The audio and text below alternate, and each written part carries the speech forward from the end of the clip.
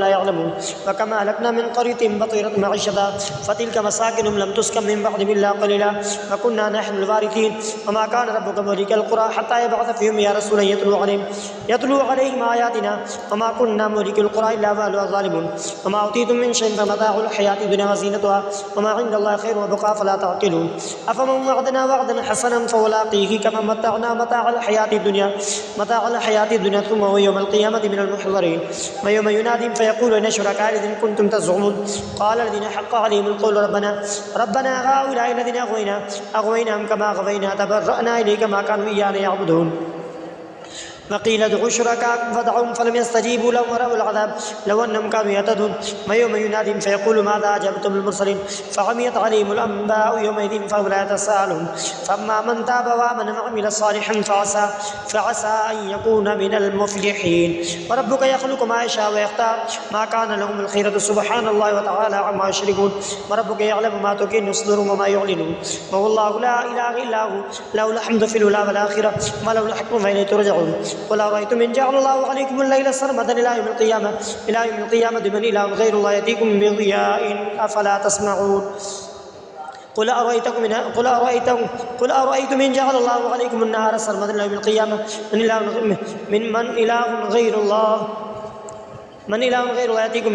من إله غير الله يأتيكم بليل تسكنون فيه أفلا تبصرون ومن رحمته جعل لكم الليل والنهار تسكنوا فيه وتبتغوا من فضله ولعلكم تشكرون ويوم يناديهم فيقول إن شركائي الذين كنتم تزعمون ونزعنا من كل أمة شهيدا فقلنا هاتوا برهانكم فعلموا أن الحق لله وضل عنهم ما كانوا يفترون إن قارون كان من قوم موسى فبغى على ما آتينا من الكنوز ما إن مفاتيحه لتنوء بالعصبة أولي القوة إذ قال له قوم لا تفرح إن الله يحب الفرحين وابتغ فيما آتاك الله الدار الآخرة فلا تنسى نصيبك من الدنيا وأحسن كما أحسن الله إليك ولا تبغي الفساد في الأرض إن الله لا يحب المفسدين قال إنما أوتيته على علم عندي أفلم يعلم أن الله قد أهلك من قبل من القرون من هو أشد منه قوة وأكثر جمعا ولا يسأل عن ذنوبهم المجرمون فخرج على قومه في زينته قال الذين يريدون الحياة الدنيا يا ليت لنا مثل ما أوتي قارون إنه لذو حظ عظيم فقال الذين أوتوا العلم ويلكم ثواب الله خير لمن آمن وعمل صالحا ولا يلقاها إلا الصابرون فخسفنا به وبدار الأرض فما كانوا من فئة ينصرون من دون الله وما كان من المنتصرين وأصبح الذين تمنوا مكانه بالأمس يقولون ويكان الله يبسط الرزق لمن يشاء من عباده فيقدر لولا من الله علينا لخسف بنا ويكأنه لا يفلح الكافرون تلك الدار الآخرة نجعلها للذين لا يريدون علوا في الأرض ولا فسادا والعاقبة للمتقين من جاء بالحسنة فله خير منها ومن جاء بالسيئة فلا يجزى الذين يعملون السيئات إلا ما كانوا يعملون إن الذي فرض عليك القرآن لرادك إلى معاد قل ربي يعلم من جاء بالهدى ومن في ضلال مبين وما كنت ترجو أن يلقى إليك الكتاب إلا رحمة من ربك فلا تكونن ظهيرا للكافرين ولا يصدنك عن آيات الله بعد إذ أنزلت إليك فادع إلى ربك ولا تكونن من المشركين ولا تدع مع الله إلها آخر لا إله إلا هو كل شيء هالك إلا وجهه له الحكم فإليه ترجعون بسم الله الرحمن الرحيم ألف لام ميم أحسب الناس أن يتركوا أن يقولوا آمنا وهم لا يفتنون ولقد فتنا الذين من قبلهم فليعلمن الله الذين صدقوا وليعلمن الكاذبين أما حسب الذين يعملون السيئات يسبقون ساء ما يحكمون من كان يرجو لقاء الله فإن أجل الله لآت وهو السميع العليم ومن جاهد فإنما يجاهد لنفسه إن الله لغني عن العالمين والذين آمنوا وعملوا الصالحات لنكفرن عنهم سيئاتهم ولنجزينهم أحسن الذي كانوا يعملون ووصينا الإنسان بوالديه حسنا وإن جاهداك لتشرك بما ليس لك به علم فلا تطيعهما إلي مرجعكم فأنبئكم بما كنتم تعملون والذين آمنوا وعملوا الصالحات لندخلنهم في الصالحين ومن الناس من يقول آمنا بالله فإذا أوذي فلا جعل فتنة الناس كعذاب الله ولن جاء نصر من ربك ليقولون إنا كنا معكم أفليس الله بيعلم بما في صدور العالمين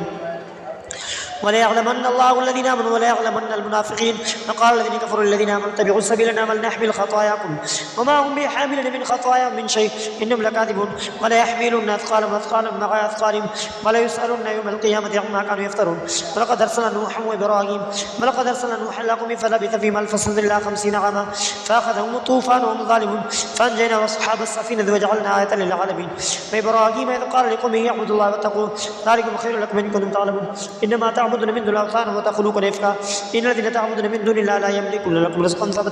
فابتغوا عند الله الرزق واعبدوا واشكروا له إليه ترجعون وإن تكذبوا فقد كذب أمم من قبلكم وما على رسول الله البلاغ المبين أفلم يروا كيف يبدئ الله الخلق ثم يعيد أن ذلك على يسير قل سيروا في الأرض ثم فانظروا كيف كان قل سيروا في الأرض فانظروا كيف بدأ الخلق ثم الله ينشئ النشأة الآخرة إن الله على كل شيء قدير يعذب من يشاء ويرحم من يشاء ولا تغلبون وما أنتم بمعجزين في الأرض ولا في السماء وما لكم من دون الله ولي ولا نصير ما الذين كفروا بآيات الله ولقائه أولئك يئسوا من رحمته وأولئك لهم عذاب أليم فما كان جواب قومه إلا أن قالوا اقتلوه أو حرقوه فأنجى الله من النار إن في ذلك لآيات لقوم يؤمنون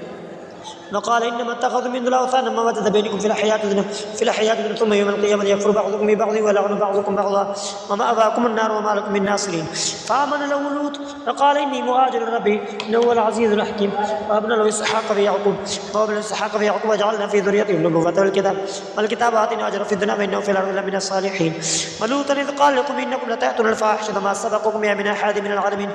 أئنكم لتأتون الرجال وتقطعون السبيل وتأتون في ناديكم المنكر فما كان جواب قومه إلا أن قالوا ائتنا بعذاب الله إن كنا من الصادقين قال ربي انصرني على القوم المفسدين ولما جاءت رسلنا لوطا سيء بهم ولما جاءت رسلنا إبراهيم بالبشرى